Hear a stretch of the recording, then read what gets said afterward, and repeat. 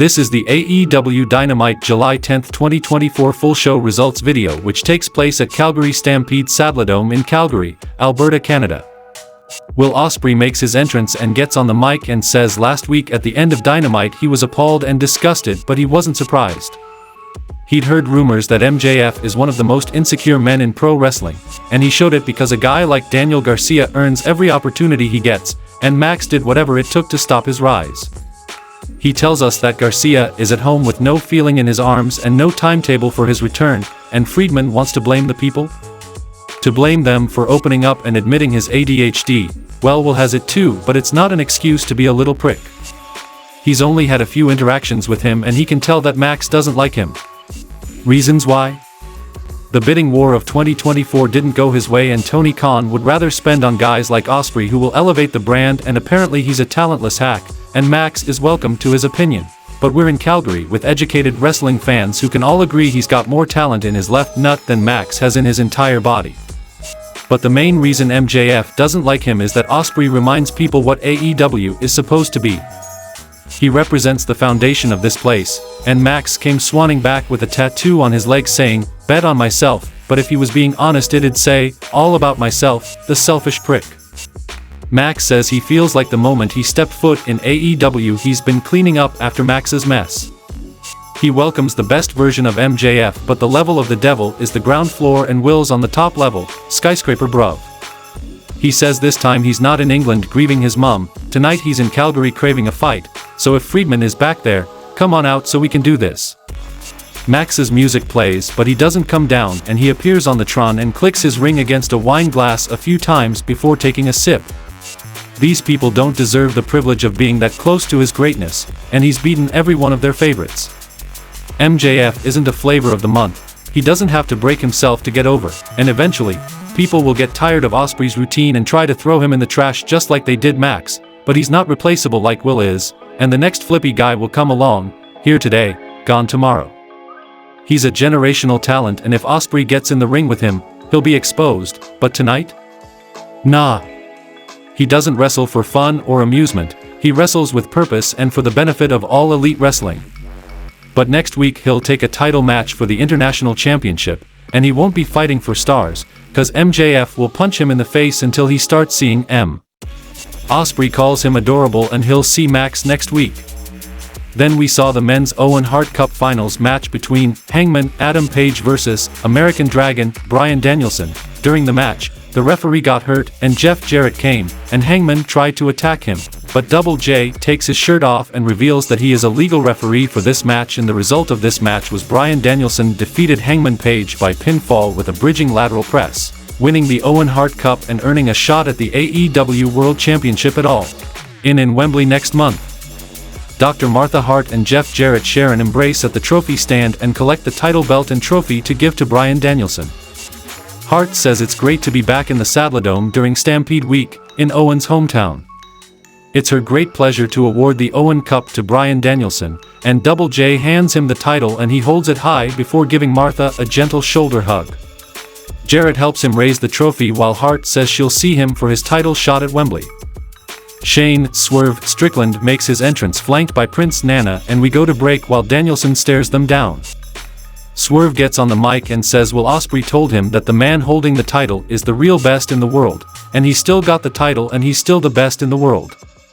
He congratulates Bryan Danielson on winning the Owen and says he's looking forward to Wembley and he's still holding a grudge from the time Danielson got a pinfall victory on him, and they're at two different spots in their careers.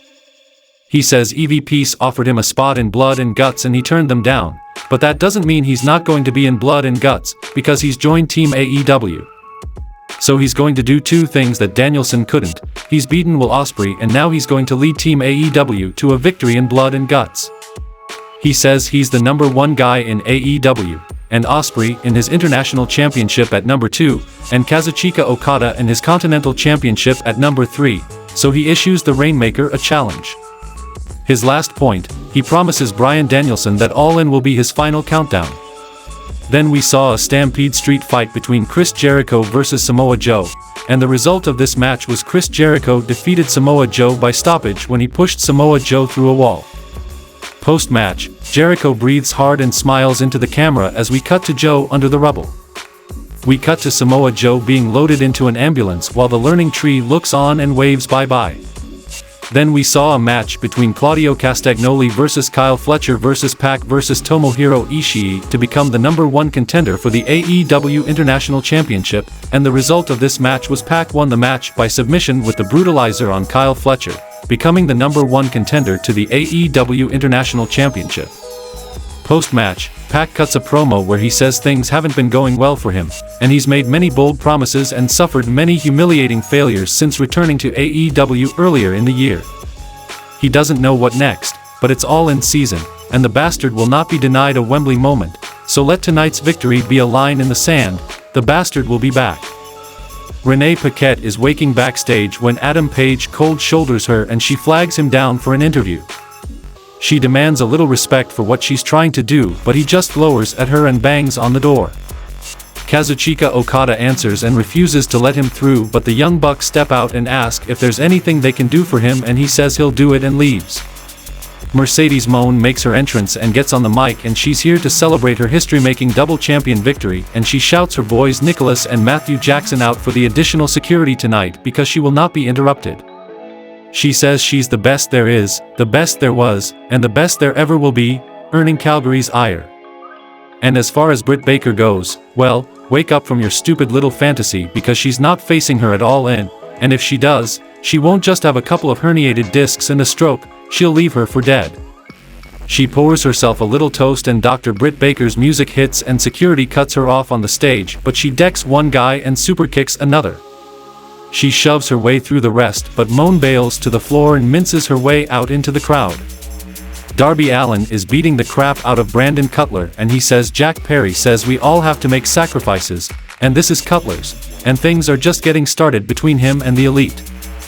In the main event of the show, we saw the Women's Owen Hart Cup Finals match between Mariah May vs Willow Nightingale. During the match, a mystery assailant has Willow distracted, Toni Storm inadvertently keeps the referee occupied, Chris Statlander blasts Nightingale with a boot, and the assailant is revealed to be Stokely Hathaway, and the result of this match was Mariah May defeated Willow Nightingale by pinfall with a victory roll, winning the Owen Hart Cup and earning a title shot against Toni Storm at All In. Post-match, Willow and Mariah shake hands, and then May leaps into Toni's arms and they skip up the aisle hand in hand. May pulls the title belt off the podium and blasts Toni in the head with it, hitting more belt shots. Luther tries to take the title from her, but she beats him with it too. Toni bleeding from the forehead and sobbing, Mariah grabbed her white pump and spiked her in the head with the heel over and over before grinding it into the wound. May shoves referee Aubrey Edwards and pulls Toni up and rubs her face into the blood, and the show goes off the air.